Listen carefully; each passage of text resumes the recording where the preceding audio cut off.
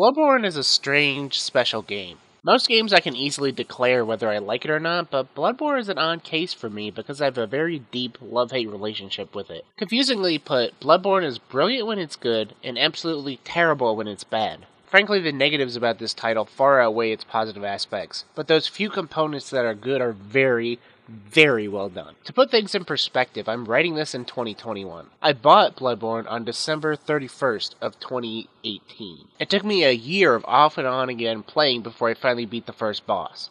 Since then, I still haven't beaten it, although I'm 3 or 4 bosses away from doing so. I have gone 100% achievements for all of these games, and I've beat all of these games on the hardest difficulties, some multiple times. For those of you that might claim that I'm just, bad at the game or whatever, it should be pretty clear that my gaming rep is impeachable. I am not a casual, and I have earned some real gaming achievements.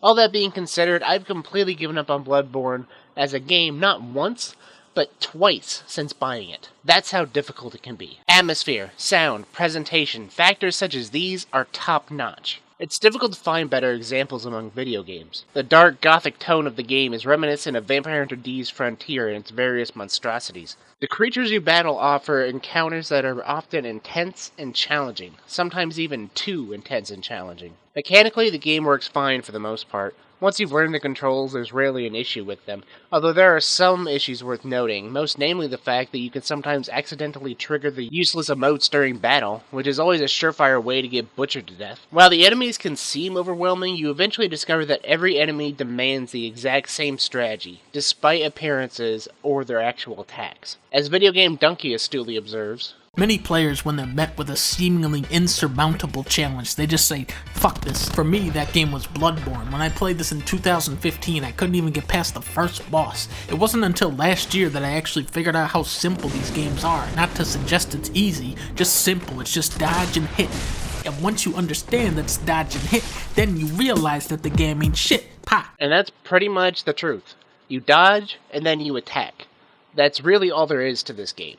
It doesn't matter what dude you're fighting, whether it's the lowest peon or the highest enemy. You jump around like you're a member of the Flying Graysons, and then you desperately flail the enemy until you start rolling around again. That's it. One of the most confusing things about Bloodborne is easily the stat system. When you check your menu, it's just full of nonsensical numbers and letters that make no sense whatsoever. You shouldn't need a Rosetta Stone to interpret what the crap all this stuff means. Good God, what is all that? This is my character sheet, okay? So all these numbers are what make me me. Right, I see your hit points and whatnot, but what's all that other stuff about? You know, I really don't know. This is just one of many inconveniences that plague what should have been an otherwise incredibly great game. Bloodborne is full of inconveniences that most other games include as industry standard these days. You cannot pause the game. You cannot manually save. When you die, your experience points / money, which are called blood echoes, are completely taken from you. While you can regain your blood echoes, the game will often utilize cheap shots to kill you before you can reach them, making them disappear entirely and render your elongated grind session meaningless. Enemies respawn after loading into every area, making clearing out hordes of unforgiving enemies ultimately pointless. Many enemies can one-hit kill you or trap you in unfair flurry attacks if you don't dodge in time, leaving you unable to move while they simply just batter you to death. So most of the time they turn out to be gibberish. Son of a cleric beast! Wow, that thing killed you on pause? No! I was just in a menu. You can't pause. Ever? No! It's part of the challenge. What if you need to use the bathroom, or you need to make a phone call? What if there's a terrible tragedy? You know, what if I start choking right here, right in front of you, right now, and you had to pause the game to save my life? Weak-bladdered people who can't commit to hours of thankless trial and error grinding shouldn't be playing Bloodborne. Would you pause the game to save my life? Now I have to go all the way back to where I died, or else I lose all my blood echoes. What? Choking? Something? What are blood echoes? Use them to buy stat points and equipment. They're basically like gold and experience points rolled into one bloody, echoey resource. Man, I really died way out in the boondocks. Can you just reload your game to the last time you saved before you died? You know, so you get it all back? No, you can't save your game either. What do you mean you can't save your game? You can save every game. The bosses will frequently one-hit kill you as well, and once you get them to a state of near death, they almost always go into a frenzied mode where they go completely wild and kill you instantly with an area attack that can't be easily dodged. I can't even list the number of times I've been a few hits away from defeating a challenging boss when they suddenly went super Super Saiyan and spam me with undodgeable moves that kill me in a second. The game similarly never warns you about when you're about to stumble into a boss's lair, often taking your hard-earned points when you inevitably die. The magic of this game wears thin quickly as you discover that the only realistic way to advance the game is to delve into online game guides and videos outlining how to best cheese, idiotic term, the fight. Cheese is apparently slang in the Dark Souls community for beating a boss as cheaply as possible. In other words, using exploits. Boss fights are never creative contests against a formidable opponent like they ought to be. This is Resident Evil style gameplay where there's one specific way to do something, and if you don't do it, you don't win. Beating bosses means having perfect timing and the unreasonable ability to magically know every boss's move, when exactly to dodge it, and where exactly to counterattack. Of the 20 or so bosses I've beaten, there's only one I defeated on the first try, and it was because I accidentally read about it before I stumbled into the fight. You either know the strategy and might luck into victory, or you don't know the strategy and will get obliterated. Go for the arms. Beat them senseless because they're little wuss aliens. Wait until it fires off electricity, then stun and wail on it. Summon an NPC companion to draw its attention while you stick behind it and batter it to death. Spam the little prick with poison throwing daggers before you even activate the second half of his boss fight. Take out all the little minion spiders first, then slowly walk around Pennywise with a flamethrower until it dies. Take out the magic Nazgul first, then the wannabe samurai Nazgul, then the flamer Nazgul. Kill the witches first, then wail on it after hiding from its area attack. Burn her with fire. Ignore the minions and go for the real one as soon as she becomes visible. There's no creativity in how you handle bosses, just one specific strategy that you scramble to desperately execute. The Chalice dungeons are also bad, with their bosses being able to actually kill you before you even start the battle. I mean, what kind of boss can hit you through the door? Chalice dungeons are these like little extra dungeons that you can enter with the right items, but the game never explains how they function, so when you actually go to try them for the first time, you just end up stuck in some random, unwinnable boss fight that you can't escape out of. So you just get stuck dying over and over again because it won't let you leave when you try to. The only way out is through the boss, which you can't beat, or quitting, basically. Although there are a fair amount of interesting items to use in the game, most of them are impractical to use in actual combat. Moreover, a game with actual magic doesn't let you cast spells unless in the form of a special item. This is a major missed opportunity considering that the game centers around various uses for blood. I mean, it's even in the name. The game sets the tone right off the bat by having you die to the very first enemy you fight. Like it's a requirement that you get battered to death by an unfair enemy. That's a pretty strong message right off the bat that this game is going to be retardedly hard. It sends you the message right from the start that this game is going to be cheap, and boy does it deliver. If you don't believe me when I say this game is cheap, watch this compilation.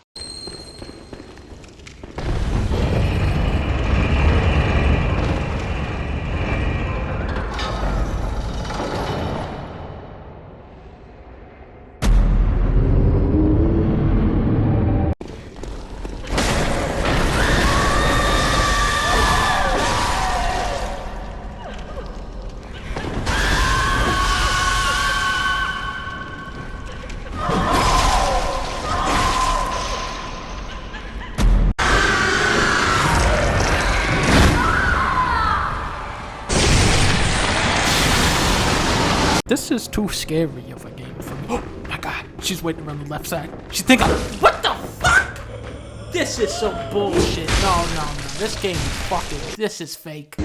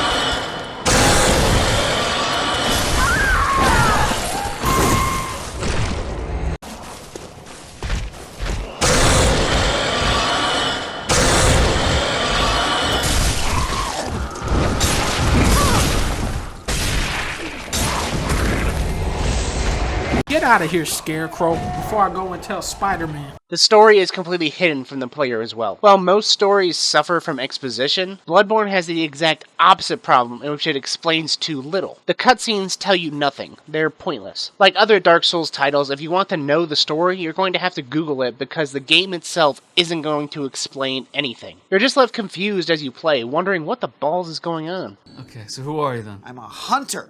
Beyond that, no one has any idea. I think I might also be a monster. I'm definitely probably somewhat dead. It's really anyone's guess. The game doesn't tell you? Don't these things usually have like cutscenes that explain everything? There was a cutscene, but it was mostly an old guy's face and a burning werewolf. That was a scene? An old guy's face and a burning wolf? That's a scene? It's a huge disconnect for the player because sometimes story motivation adds to the enjoyment of the experience. Now, I'm not one of those stupid gamers who's going to say, oh, the story matters, because most gamers don't care about the story. We don't actually care about story. I've read hundreds, probably, of articles about why video game stories are so bad. Why, the articles ask. Why are they so bad? I'll tell you. It's because we gamers, you and me, don't give a f***. It's not why we play, and it never has been, and it never will be. The stories don't matter to us. But if a game happens to have a good story, it can make the gameplay that much more richer of an experience. Mass Effect is the ultimate example of this in my mind. The reason why Mass Effect stands out so much as a superior franchise is because the characters and story are so well executed. Taking out pirates, synthetics, and other monstrosities is fun in its own right, but the fact that it has purpose is what makes it so thrilling. When you play a normal game, you're thinking, oh yeah, I totally stabbed that guy. That's sweet. When you're playing Mass Effect, the context is different. You're not just thinking something generic like that. You're thinking, boom! Take that, you gay weeb, loser chump, you disappointed Mara Sheen, and made my waifu cry. Lick it, you little tard! That was for Thane, you son of a bitch! As Dunkey puts it, The combat was fun and a little strategic, but it was mostly satisfying because of the context for the shooting. the player cares about Shepard and Shkler mission, and hence the combat is more satisfying because of this added sense of purpose. Now, this is a stark contrast from Bloodborne, where the combat has no story-driven component. Any enjoyment you would get from the combat has to come from the combat itself. There's no other motivation to undergo this brutal, grueling gauntlet, especially when most of the people you meet are huge pricks that won't even give you the time of day. We're supposed to be saving Yharnam from the scourge of evil, but the player can't actually give a crap about playing hero because we've been given no reason to care about the city or its people. We're literally just dropped into Yharnam and are told, okay, go kill monsters. The satisfaction in Bloodborne comes from conquering a ridiculously difficult level with retardedly overpowered foes. You won't enjoy playing Bloodborne, but you will enjoy being able to go, Whoa, get the fucking Whoa! I ain't falling for that. Nuh-uh. You're not a nice guy. You're a mean guy. Yes, I did!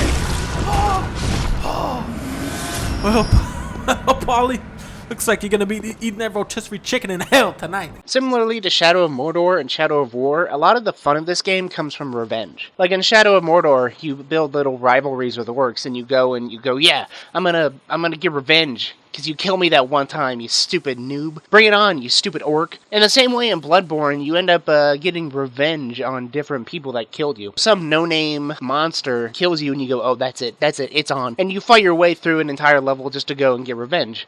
That's part of the fun of Bloodborne. And that is what makes all the struggle worthwhile. I'll tell you, defeating a formidable monster after you spend a tense 3 or 4 hours repeating the same section of game, very real fake sense of accomplishment. I earned that victory, with literally dozens of deaths. You don't get to feel that kind of triumph playing games that you can just save or pause whenever you want. Strangely enough, it's all the negatives that make the game enjoyable. The excessive challenge of conquering a difficult enemy provides a false sense of satisfaction. That artificial sense of accomplishment is actually meaningless in the face of hours of tedious grinding and replaying the same tiny stretch of game repeatedly. In that sense, I would equate Bloodborne to video game masturbation. You're just repeatedly performing the same task endlessly with no real reward for your efforts by the end. Look at this video I made to try and help other Bloodborne players grind points.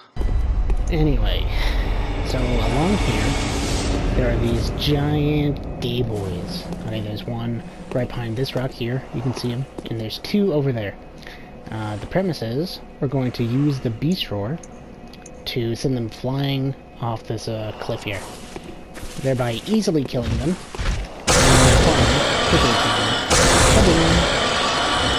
and then we'll do the same thing here. Now these two are really sometimes pretty quick.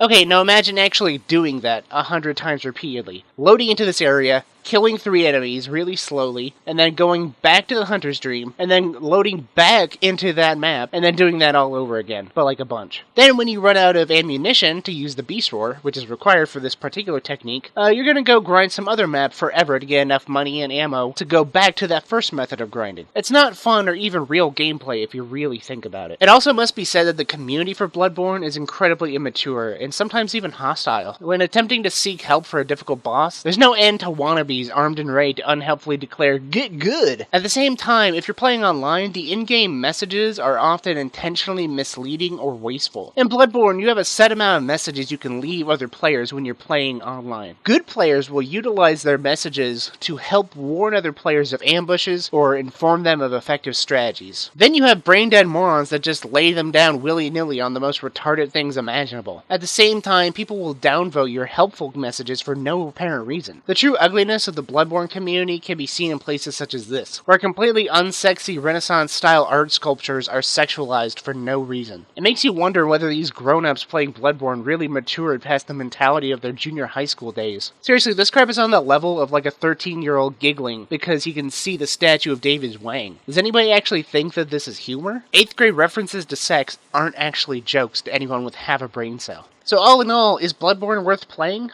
It's difficult to say. On the one hand, most gamers won't be able to finish this game. On the other, it's definitely a noteworthy experience. The enemies, weapons, entire atmosphere are all beautifully rendered and fit perfectly in this gothic crap hole. And although it doesn't have a plot, it certainly knows how to throw surprises at you. You know, it's moments like this that make these games worth playing. Just look at that, man. Absolutely beautiful. What the fuck? At the beginning of the game, you're fighting beasts and other typical monsters like werewolves, but eventually you start running into ghouls and alien monstrosities. By the end of the game, you're straight up fighting extraterrestrials. Along the way, you go from being a werewolf hunter to an alien slayer, and that's definitely unique. On the less favorable hand, this game is boggled with weights and chains that tie the player down with unfair offenses and an unfathomable amount of grinding. It is unnecessarily challenging, and the tedious nature of repetition ruins the fun that might have otherwise been had from this title. Repeating the same stretch of level, defeating the same enemies over and over again is not actual gameplay, nor is it fun. Bloodborne quickly goes from challenging to grueling. Exploring the levels and slaying the monsters is fun, but by the end of your playthrough, you'll find yourself wondering what the point was of slaying the same monsters along the same path 500 times. This is the type of game that pads its runtime by forcing the player to repeat the same levels over and over. Can't beat the boss? Fight your way back to it across an entire level. Get caught off guard by a random enemy and get 2-hit killed? Fight your way back across an entire level. Accidentally die and lose a bunch of your points? Fight back across an entire level to defeat the random opponent that has your blood echoes. Fall into an ambush or trap while exploring new territory before you can reach the next checkpoint. Fight your way across an entire level and just hope you can find your way back to where you were. Bloodborne is a brutal experience that only the most gifted or moronic of gamers will commit to enough to finish through to the end. That's the thing I like about these games. They start off so hard, right? But as you get towards the end, it gets a lot easier. You really feel like your guy gets stronger throughout the experience. That's why you... Oh, shit! Nice try, game, but I know all the tricks at this...